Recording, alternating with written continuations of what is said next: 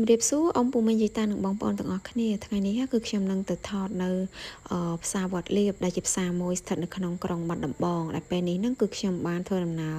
មកដល់ស្ពានឧត្តរៈឬក៏ស្ពានស្លាកែតអញ្ចឹងពេលដែលយើងជិះឆ្លងស្ពាននឹងហើយគឺយើងអាចបត់ឆ្វេងដៃហើយយើងជិះរ៉បទៅតាមស្ទឹងសង្កែនឹងរហូតអញ្ចឹងគឺយើងនឹងបានទៅដល់នៅវត្តលៀបយើងបត់មកខាងឆ្វេងដៃមកគឺតាមផ្លូវភូមិនេះគេហៅភូមិវត្តរំដួលតាមផ្លូវគឺឃើញតែដើមឈើហ្នឹងគឺមានពណ៌ខៀវខ្ចីហើយមានផ្កាស្រស់បំប្រងតាមដងផ្លូវដោយសារតែឥឡូវជារដូវវស្សាខែធ្លាក់ភ្លៀងអីផងអញ្ចឹងណាដល់ពេលអញ្ចឹងទៅគឺមើលទៅមានទេសភាពស្អាតនៅតាមដងផ្លូវសូមអញ្ជើញទស្សនាទស្សនវិជ្ជាតាមដងផ្លូវរហូតទៅដល់ផ្សារវត្តលៀបទាំងអស់គ្នា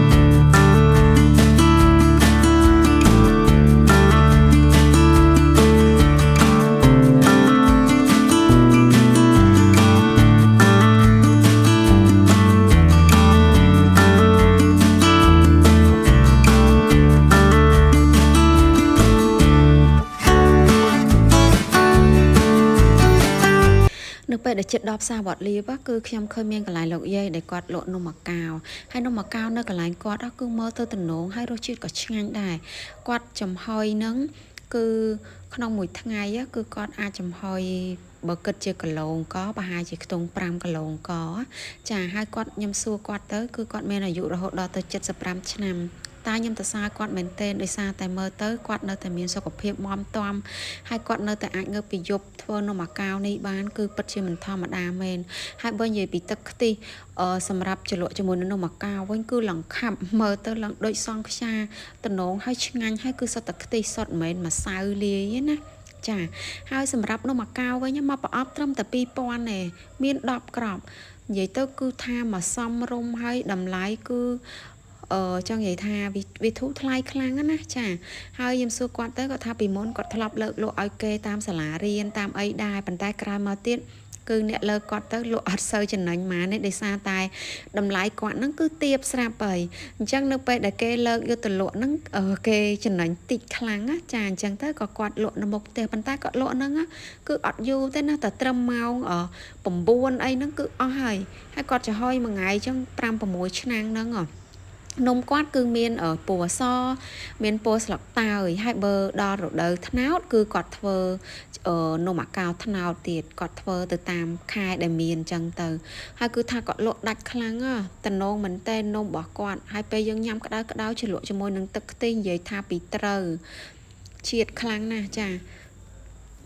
ថ្ងៃនេះគាត់មានចៅប្រុសជួយបើថ្ងៃចៅប្រុសគេទៅរៀនទៅគឺគាត់លក់ម្នាក់ឯងអញ្ចឹងណាចាហើយខ្ញុំទៅសារគាត់មែនទេដែលគាត់អាចធ្វើនំនឹងបានណាដោយសារនំម៉ាកាវគឺរៀងហត់ដែរឡាពុកម៉ែបងប្អូនចាមកលើដងក៏មានថ្លៃអស់ក៏មានថ្លៃបាទគេអត់លើកទេដូចមុននៅសាលារៀនលើកយកទៅលើកដែរណារៀនដល់ហើយអ្នកនៅសាលាពូដំបងចានេះจะហอยដល់ថាណាចាខាងតមួយខាងទៀតចាអត់ទៅហอยមកខំចាចាឡើយទៅគាត់ខំធ្វើទៅមុនគាត់ទៅហើយ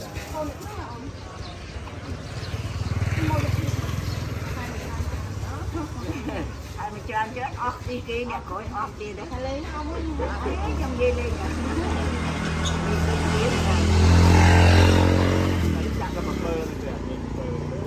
tao gì tao gì rồi rồi còn chục rồi tao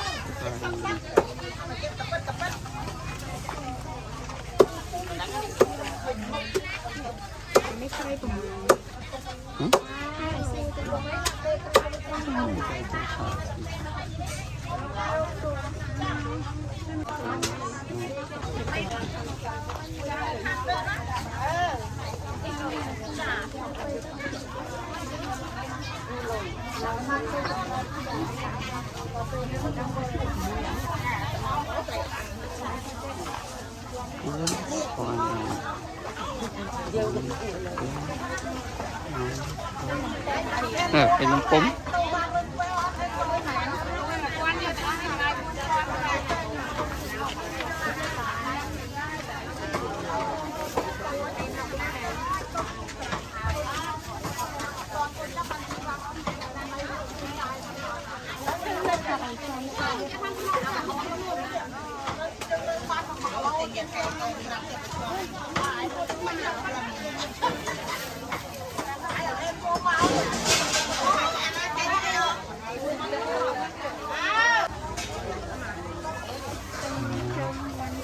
giờ thấy chữa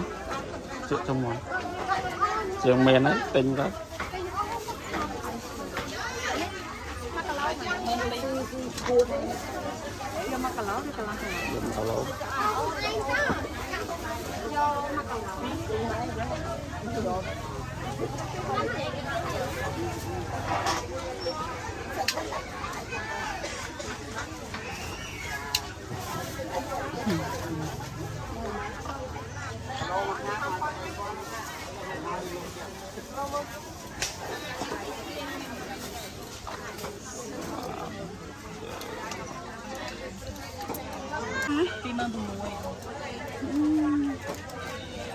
món mai rồi mùi của món bay sát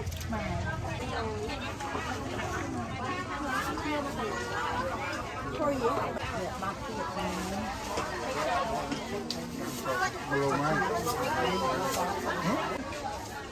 bọn cái muối nào cảm ơn chúc em mừng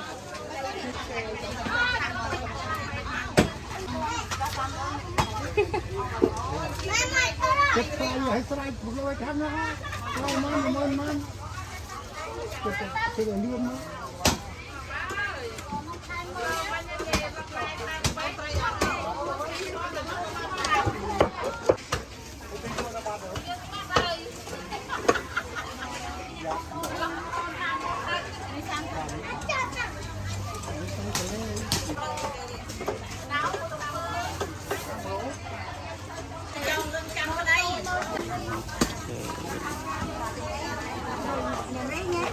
này mà bình thì dục phít bạn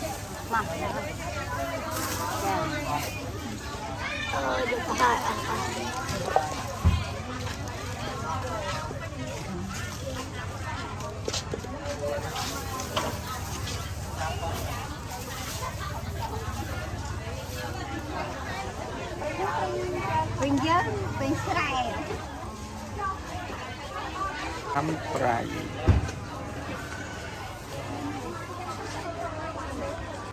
nhom cái nhom câu đấy câu